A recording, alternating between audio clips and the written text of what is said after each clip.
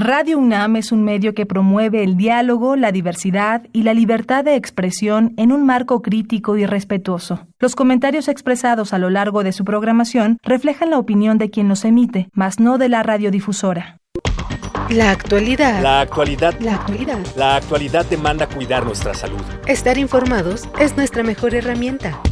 Hipócrates 2.0. Investigación y vanguardia en salud. Una producción de Radio UNAM y el Programa Universitario de Investigación sobre Riesgos Epidemiológicos y Emergentes. PUIRE. Hipócrates 2.0.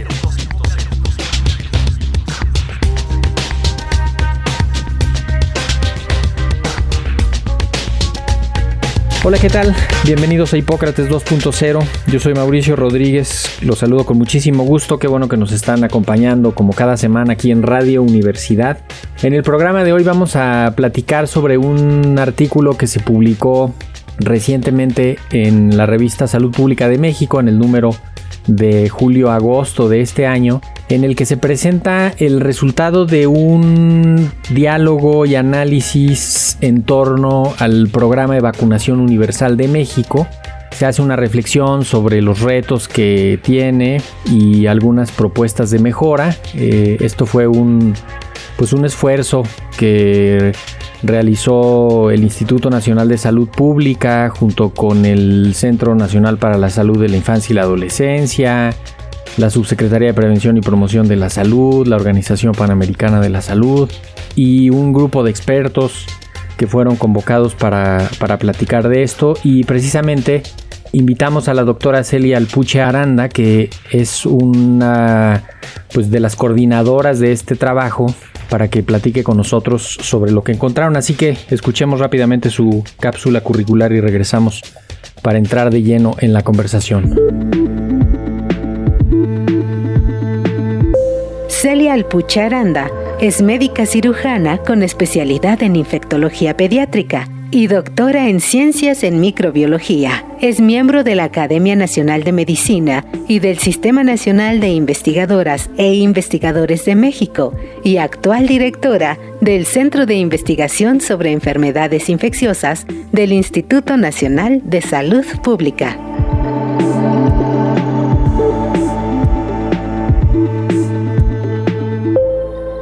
Pues lo primero, Celia, darte la bienvenida. Muchísimas gracias por aceptar la invitación. Muchas gracias, Mauricio. Muy buenas tardes. Es un gusto y te agradezco mucho la invitación para estar aquí con la audiencia. Muchísimas gracias. Sin duda este material, además de muy oportuno, porque hace como el recuento de la situación actual, cómo está el Programa Nacional de Vacunación en México, pero también sienta una serie de recomendaciones que convendrá que las anote la próxima administración y que estén ahí, cuando menos que les sirva para planear los siguientes pasos. No sé si quisieras empezar contándonos cuáles son los principales retos del Programa de Vacunación Universal de México. No sé si en términos de cobertura y metodología de la estimación, porque eso es, digamos, uno de los puntos de partida y cómo se podrían atender. ¿Qué encontraron en lo que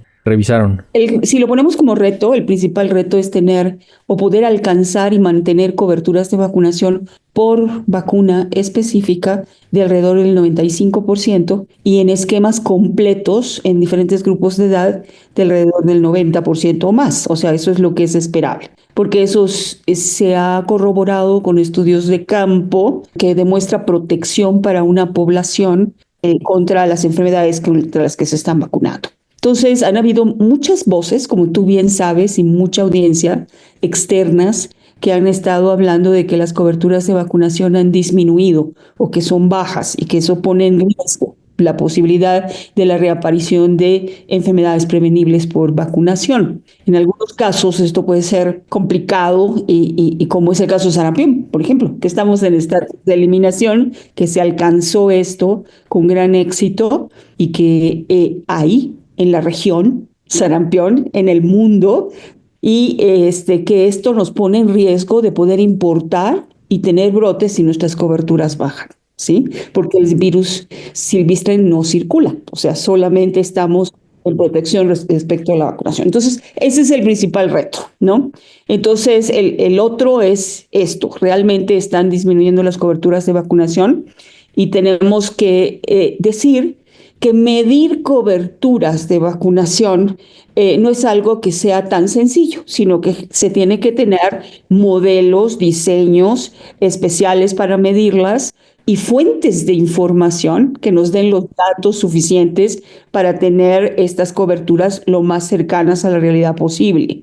Y no quiere decir que unos tengan razón y otros no, y que unos estén mintiendo, o simple y sencillamente se han utilizado diferentes métodos que utiliza la estimación oficial que nos da Cencia y que además se utilizan diferentes fuentes de datos, y entonces eso hace que se tengan diferencias en las coberturas de vacunación en estos diferentes estudios que se han estado enunciando. Ahora bien, quiero dejar algunos mensajes claros, ¿sí? El primero es que esto no es reciente. Esto viene ocurriendo desde hace varios años. Hay estudios de evaluación del programa de vacunación universal, que le voy a ir llamando PBU, porque es la más fácil de abreviarlo, ¿sí? Que vienen desde el 2014, por ejemplo, que lo hizo el OPS, que ya nos demostraba que habían coberturas que eran más bajas, o la INSANUD, que a través de todos los años, cuando se hacía cada 6 años, nos decía que no se alcanzaban estas coberturas. Si vemos algunas de las cifras oficiales de las coberturas, se estiman a través de algo que se llama coberturas administrativas. Y si quiero dejarlo claro, no contamos con un registro nominal de coberturas de vacunación. ¿Qué quiere decir esto? Que no tenemos todos los registros de la persona específica con un identificador claro que nos permita seguirla a través de la vida y que diga que esta persona tuvo tantas dosis primarias, tantos refuerzos en esta etapa. Entonces, ¿qué es lo que hacemos? Utilizamos datos de dosis administradas, ¿sí? ¿Y con qué lo comparamos? Con una población estimada que tenemos de CONAPP. Eso es lo que oficialmente se hace. Son coberturas administrativas. Y los otros estudios hacen estimaciones con diferentes modelos. Entonces, por eso nos dan algunas diferencias. Otra manera de medir más objetiva, que se considera más objetiva, es medir los anticuerpos contra las vacunas que estamos aplicando. En algunos casos esto puede reflejar mucho la vacuna. Volvemos al ejemplo de sarampión. Como no circula sarampión, lo que vamos a ver en las poblaciones, sobre todo las más jóvenes, o sea, de los 90 para acá, o sea, que son pura vacuna, pues entonces realmente lo que vemos es la presencia de anticuerpos anti la vacuna. Ahora, esto depende de la calidad de la técnica que se usa, que esté bien validada y que existan estudios de campo, no solamente en el laboratorio, estudios de campo que demuestren lo que se llama valor de corte de lo que estás midiendo, que significa protección, ¿sí? Todo eso hay que saberlo para poder interpretar estos resultados. Son muy buenos, son bastante objetivos. En algunos casos, como sarampión, tétanos, etcétera, están bastante validados, ¿sí? El problema es que no es fácil y es costoso hacerlos. Entonces, no los puedes estar haciendo continuamente. O sea, no puedes tener coberturas analizadas cada 3 meses. Ni siquiera cada año puedes hacerlo, ni la población tan grande que necesitas analizar para poder ver todo esto. Entonces, tienes que volver a hacer muestras representativas, estimar, etcétera, y tiene un costo, ¿sí? Entonces, esto es lo que complica el tener estos datos de coberturas reales. Pero una cosa que es muy importante que tengamos para poder hacer estas coberturas con más certeza es tener un registro nominal de vacunación. Es urgente tener ese registro nominal. Se ha intentado previamente, por ejemplo, la Fundación Carlos Slim intentó hacer una cartilla electrónica que progresó poco, sí, y no se estuvo utilizando, sí. Y ahora, desde hace casi 2 años, la Dirección General de Información en Salud, con toda esta área de informática de la Secretaría, ha generado una cartilla electrónica en AMATES y que se ha estado tratando de implementar, pero por alguna razón no avanza con el ritmo que necesitamos, o sea, ha avanzado muy poquito. Sí, porque la verdad es que técnicamente se podría hacer, ¿no? Incluso te diría, no estaría tan difícil ya a las alturas en las que estamos de la informática y de las plataformas tecnológicas. Ya podría haber una plataforma que guarde esa información. Me imagino que debe de ser un problema similar al del expediente electrónico único que pues trasciende la de la información, ¿no? Sí, Mauricio, pero es más de infraestructura. Y esto se sobrepone a la situación que, por ejemplo, si platicamos de la logística y estructura. Exacto. Son dos cosas que se sobreponen. Justo para allá iba, que nos contaras un poquito de la logística del programa de vacunación universal y cómo se podría mejorar. Mira, la primera cosa que tenemos que reconocer es que, y lo dejamos como mensaje, es que estos retos que está enfrentando el programa de vacunación universal es casi es víctima de su propio éxito, el programa de vacunación universal. ¿Por qué? Porque si iniciamos con vacunar contra 6 diferentes enfermedades en 1991 y se oficializa en 1993, y ahora tenemos 13 diferentes en múltiples esquemas, en diferentes grupos de edad, con una población muy creciente desde ese tiempo hasta ahora, es hace muy complejo el poder trabajar esto y llevarlo con la misma eficiencia y eficacia. ¿Y qué es lo que ha pasado? Que la infraestructura, los recursos humanos que necesitamos para poder operar este programa de vacunación universal no ha crecido al mismo ritmo que creció la demanda de tener más y más vacunas para la población. Entonces, cuando hablamos y decimos, bueno, ¿por qué no tenemos un registro nominal si no es tan difícil desarrollar una plataforma informática? Entonces, cuando trabajas y hablas con los estados que están operando esto y con el propio CENSIA, y yo no estoy diciendo que no ha habido un trabajo enorme de todos los coordinadores y operadores del programa de vacunación universal a todos los niveles, federal, estatal, local, municipal, o sea, es un trabajo enorme. Pero cuando hablas con ellos te dicen, no tengo acceso a internet, la energía eléctrica no es suficiente, se me va constantemente, mi red de frío ya no es suficiente, no tengo mantenimiento constante para mi red de frío, mi almacenamiento para vacunas no refrigerado no es suficiente, mi personal, la misma persona que vacuna es la que toma la presión, la que hace las pruebas del otro. Entonces no puede haber una oferta de vacunación de todos los días. Entonces es un problema de infraestructura pero no es igual en todas las partes del país. O sea, hay diferencias de un estado a otro. Si esto no está medido, Mauricio, o sea, es indispensable hacer un análisis situacional por estado de todos estos obstáculos que se están presentando en la infraestructura para todo el desarrollo del programa de vacunación universal. Perdón, te quería también ahí preguntar algunas de las propuestas para aumentar, para mejorar, creo que la parte logística y si quieres ahorita después entramos en lo de la producción nacional, que ese es otro gran rubro que además no implica pero de mejoras para la parte logística, que no sé si ahora con IMSS Bienestar va a haber cambios en la contratación del personal de vacunación.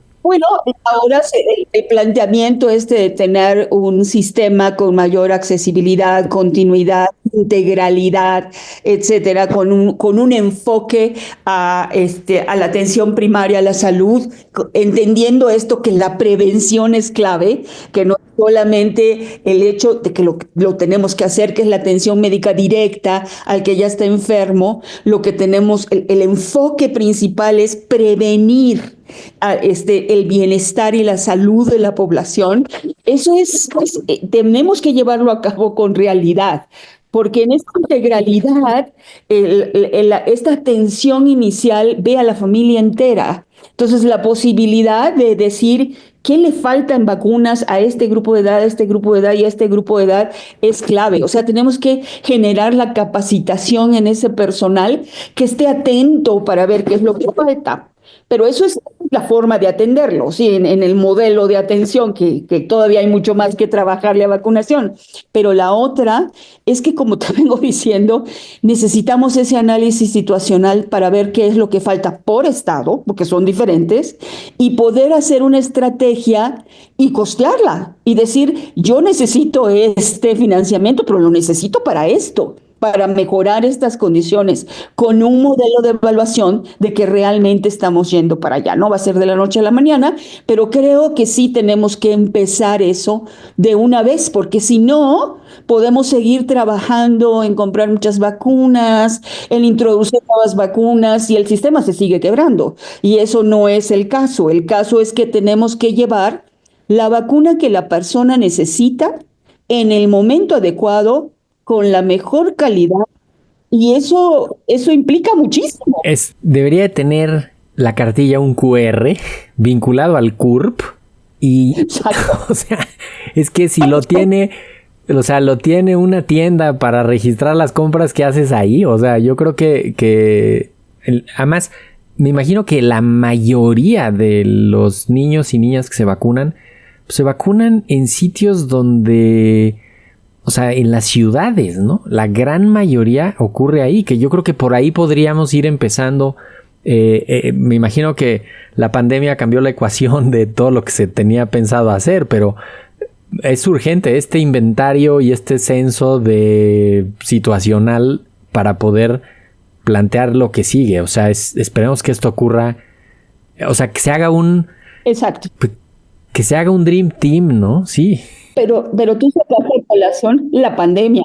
Y la pandemia, además de que nos mostró todas las problemáticas y las deficiencias que ya existían, que no es de ahora, como vuelvo a decir, sino viene de muchos años, esto es algo acumulado, ¿sí?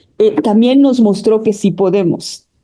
Porque sí, absolutamente. El cómo se hizo la vacunación en COVID, con todas sus limitaciones, con todas las dificultades, se logró muchísimo. Entonces, no, hombre, pues 260 millones de dosis, o sea... O sea, si todas estas lecciones aprendidas las aplicamos y las vemos para ir mejorando el programa de vacunación universal, cada quien en nuestra área, en nuestro estado, viendo el estado que nos corresponde con nuestra problemática, creo que es la única manera de poder salir adelante. Absolutamente. Así es. Oye, a ver, nada más para ver si nos da chance del tiempo de lo de producción nacional, porque ese es todo un capítulo. De hecho, luego hagamos mejor un programa sobre producción de vacunas en México, pero o sea, es complejo ya el esquema, todos los esquemas que hay en México, pero ahí está ya en el horizonte la posibilidad de introducir varias vacunas, ¿no?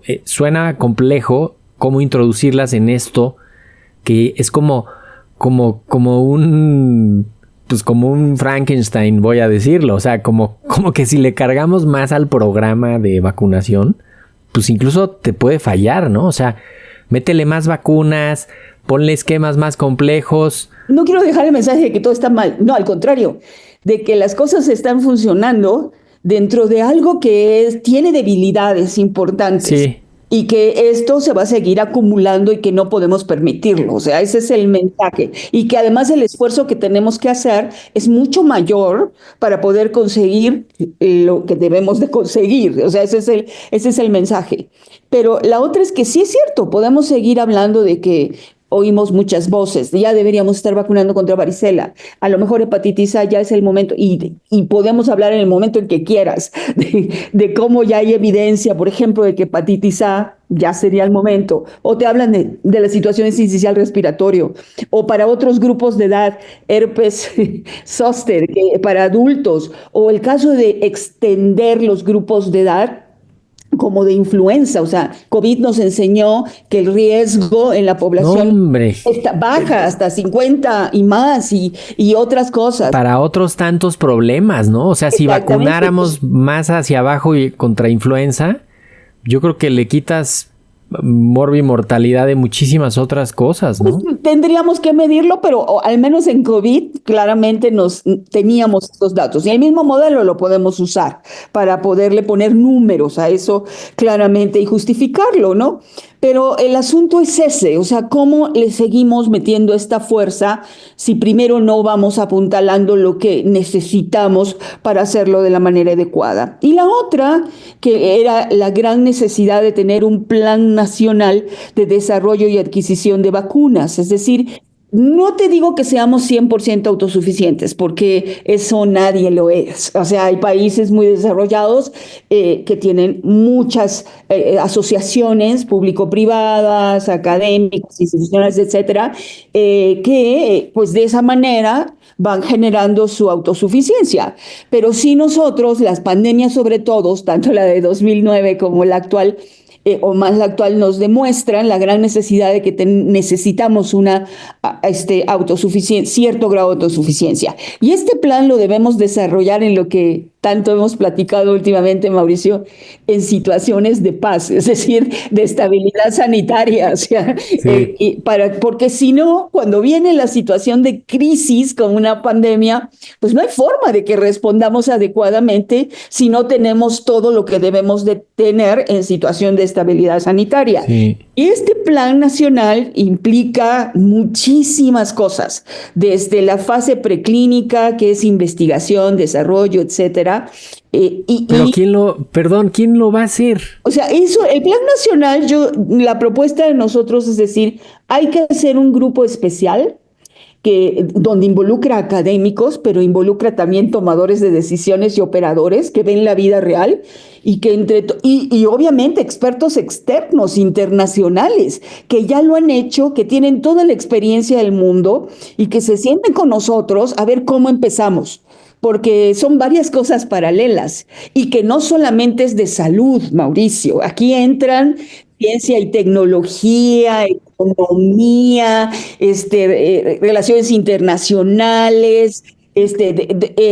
Las asociaciones público-privadas son muy necesarias para tomarla en cuenta. O sea, todo eso, pero decimos, no, eso es una utopía. No, es que hay que iniciar con algo. O sea, si nunca iniciamos, nunca lo vamos a hacer. Y no hay de otra. O sea, a ver, ya tuvimos la experiencia de estar volteando al aeropuerto a ver a qué hora llegaban los aviones. O sea, a mí eso me parece que fue lo más dramático de la pandemia, además de todas las muertes y hospitales llenos, pero tener que estar volteando a ver a qué hora caían los aviones con las cosas. Y además, y eso aplica a vacunas y a muchas otras cosas más, ya lo sabemos, pero vacunas, esto es totalmente necesario. Y además, trabajar de la mano, por ejemplo, con COFEPRIS, para poder tener todos los elementos necesarios para entender todos esos procesos regulatorios requeridos y vinculados a este Plan Nacional de Desarrollo y Producción de Vacunas. Es que hay muchos niveles.